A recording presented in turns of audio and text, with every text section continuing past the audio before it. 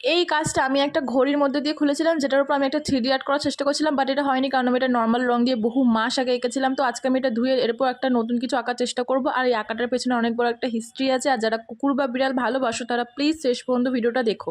তো চলো হিস্ট্রিটা এবার তোমাদের সাথে বলি। কিছু মাস আগে আমি যখন দোতলা থেকে নিচে নামতাম তখন দেখতাম আমাদের একতলা সিঁড়িতে একটা সাদা কালারের বিড়াল শুয়ে থাকতো। এবার আমার বাড়ি যেহেতু রাস্তার সামনে, তো অনেক বিড়ালই যাওয়া আসা করে, বাট কেউ এরম সিঁড়ির মধ্যে শুয়ে থাকে না।